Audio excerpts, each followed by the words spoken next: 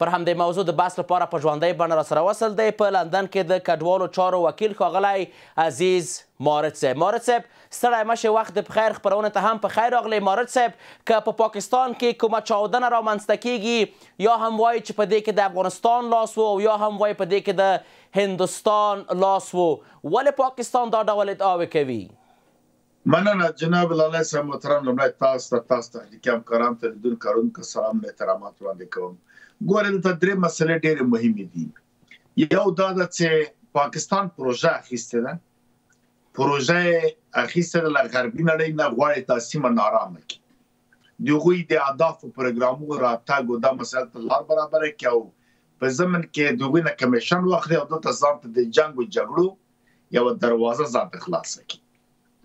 دوه مسله هغه پروګرامونه چې دوی پخوا محاسبه کړي وو هغه اوس کار نه کوي. میراب او منبر او اسلام او جهاد دغه مسایل و دوی نه تللي دي، دوی رسوا سوي دي. دننه څه کوي امکانات نشته، مخې ته نه ځي. حتی پوځیان د دوی جنګ له افغانانو سره نه کوي. پښتانه او بلوچان هلته هوښیار سوي دي، سیندیان هم په دې پوهېږي. کشمیر ته دوی غرض نشي وړلی. دې خواته یو دښمن هندوستان ده، ایران سره دوی سم اړیکې نه لري. چین هم د سرمایه‌ګذارۍ او د مثلا د سی پی کې او په دې پروګرامونو باندې خفه کړ. نو بنان دلته دې خواته افغانستان ته پاتې، افغانستان هم د دوی سره د 45 کاله که دوی څو میلیونه افغانان ته روزلي دي ساتلي، دلته 40 میلیونه افغانان خفه کړي دي، جنګ او داغې کړي. نو دغه پروژه دوی مخې ته نشي وړلی، بند پکې پاتې دي. له بله خوا د عملي کېدو دپاره مجبور ده چې اوس یو بېرحمي په خپل ملت کې هلته انفجارونه او چاودنې بې امنیتي دوی خپله منځ سره راوړي، مرګ و میر وکړي چې دا بیا پلا واچوي په افغانستان، بیا راسي دا سیمه بمبار کړي او مداخله وکړي. دې خوا نه امارت اسلامي وزارت دفاع هم مقاومت کوي، زور ورته وښوده که ته حمله وکړې موږ هم در باندې بالمثل عمل کوو.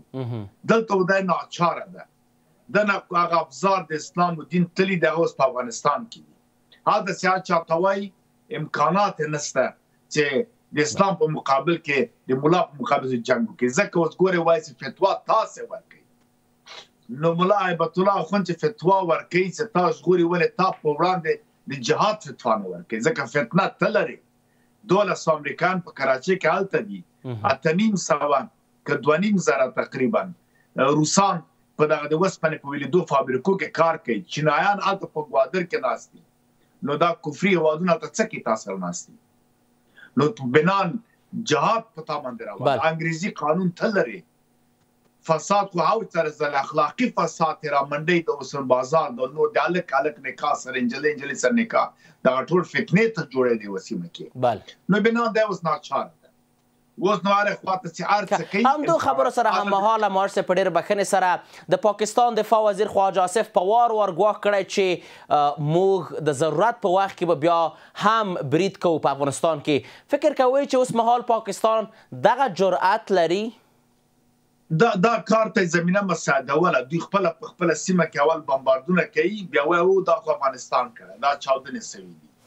بیا راځي بیا یې په پلمه باندې غواړي چې په افغانستان کې بمبار وي. خو دوی د بمبار زور ولیده.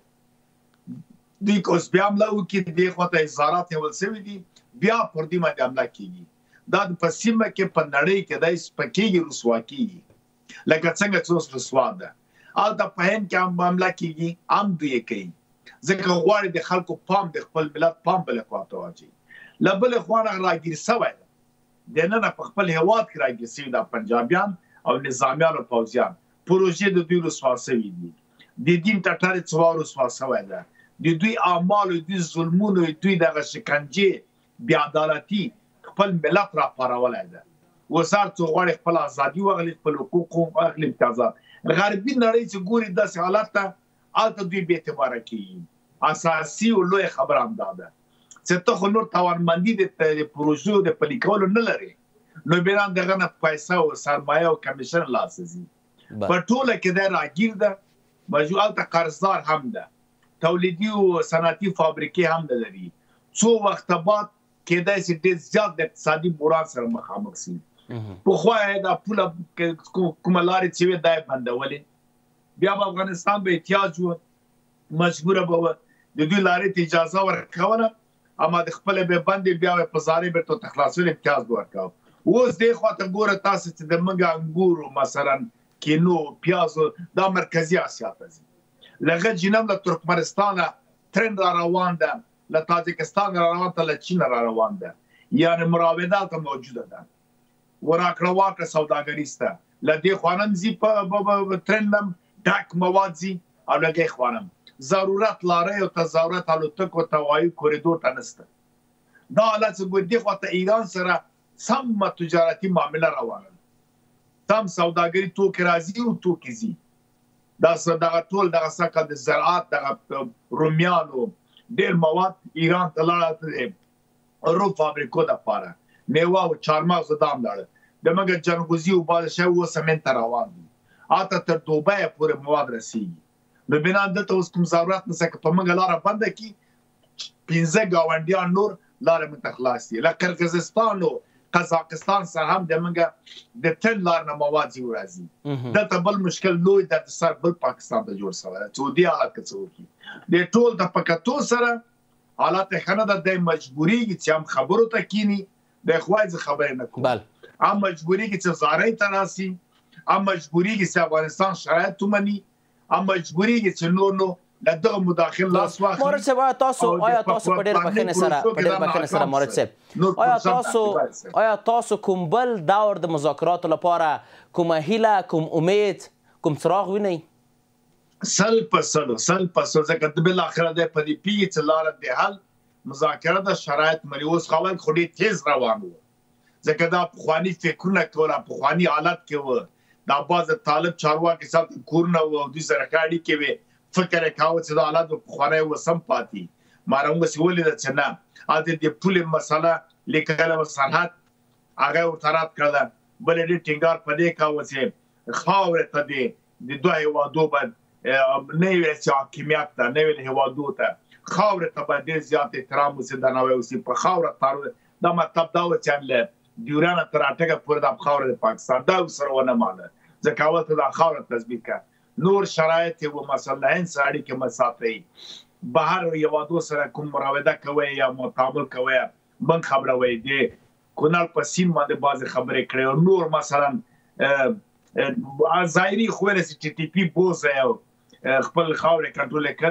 دا مطلب د دې دی چې ټي ټي پي موږ راولو، یعنې هغه د موږ خاوره ده، موږ یې ستاسو بیا د موږ بیرغ د په مارګله باندې ودرئ، بیا وروسته بیا موږ پیږو، کار هم پیږي، بیا موږ ته مسؤلیت اخلو. دا که ته وایې دا خاوره ما اشغال کړې، ما سره د خو بیا تا کورنۍ مسله ته مهار کړه. ځکه پخوا چې موږ درته ویل ټي ټي پي مه رالېږه، ده ویل چې نه موږ نه دي لېږلي، تاسو کورنۍ مسله ده یا راځه مسله کړه. بله خبره تاسو د افغان مجاهدینو په نوم باندې افغانه او افغانان دا خلک رالېږله جهاد و. اوس له دې چې درځي تورست دا خلک اوس نه مو سره مني، رسوا سوي دي. 100% بیا مجبوري خبرو ته کینی، شرایط مني.